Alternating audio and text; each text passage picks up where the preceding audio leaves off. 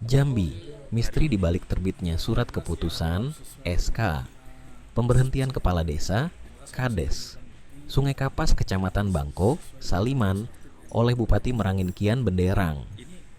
Dalam sidang lanjutan di Pengadilan Tata Usaha Negara (PTUN) Jambi, Kamis 2 Juli, terungkap bahwa proses pencopotan sang Kades penuh dengan kejanggalan dan terkesan kejar tayang.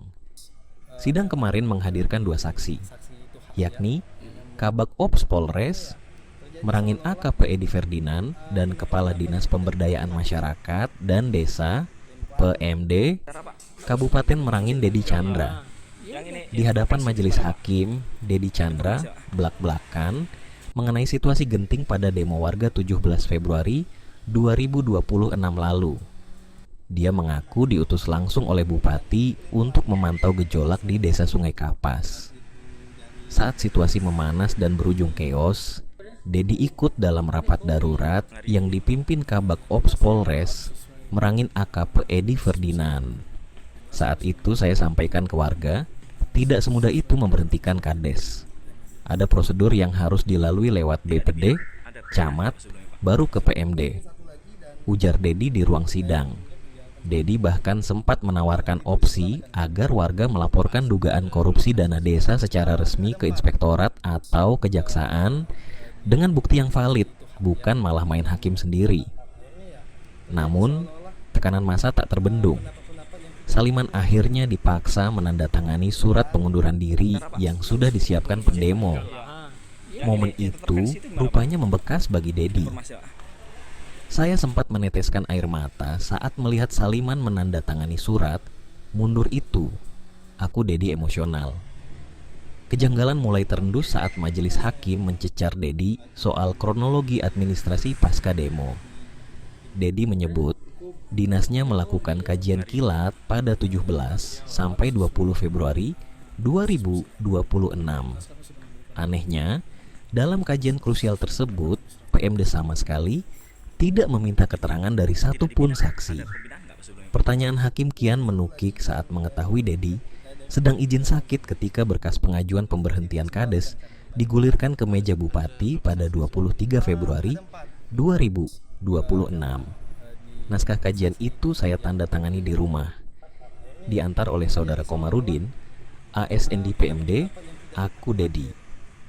Padahal pada tanggal yang sama, 23 Februari, Kades Saliman sebenarnya sudah resmi memasukkan surat pencabutan pengunduran dirinya dan diakui Dedi Chandra. Saliman menegaskan surat mundur sebelumnya dibuat di bawah intimidasi dan kepungan massa atas tuduhan korupsi dana desa sebesar 700 juta rupiah. Tak hanya itu, PMD juga mengakui bahwa DPRD Merangin telah menggelar rapat dengar pendapat RDP pada 24 Februari 2026. Hasil RDP dengan tegas meminta Bupati menunda pemberhentian Saliman sampai inspektorat selesai melakukan audit. Namun, semua rekomendasi itu mental.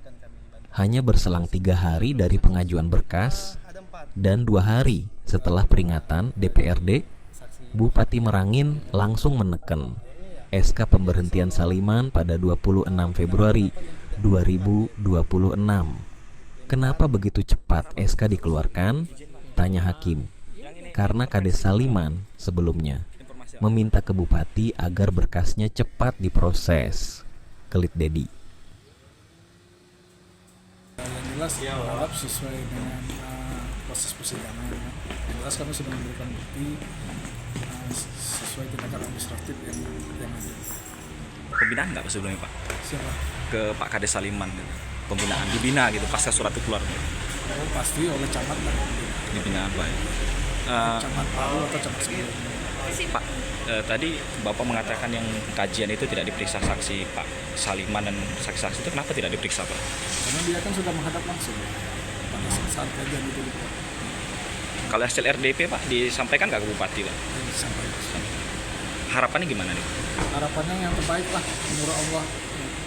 Keputusan yang terbaik. Mendengar kesaksian sang Kadis PMD, Saliman usai sidang langsung bereaksi keras. Banyak bohongnya, gumam Saliman ketir menanggapi kesaksian Dedi. Kadis PMD tadi beri saksi? Kesaksian juga ya, karena saya tidak pernah menyatakan pengunduran diri di hadapan Pak Bupati. Saya minta secepatnya diaudit dan pulihkan nama baik saya dan keluarga saya, karena tidak pernah saya neken untuk pernyataan pengunduran diri secara sukarela. Kalau dengan sukarela mungkin saya tidak sampai ke PT UN Jambi. Hari ini nih, Kasus ini bergulir ke PT UN setelah Saliman mencium aroma pemaksaan sistematis di balik pencopotan dirinya. Langkah sepihak Bupati Merangin dinilai cacat prosedur karena menabrak rekomendasi legislatif. DPRD sebelumnya menegaskan SK pemberhentian baru bisa diproses jika Saliman terbukti menyelewengkan uang negara. Ironisnya, keadilan justru mulai tampak setelah SK pencopotan terlanjur basah ditandatangani. Hasil audit investigasi resmi dari inspektorat yang keluar belakangan justru menyatakan bahwa Saliman tidak terbukti melakukan korupsi 700 juta rupiah seperti yang dituduhkan demonstran.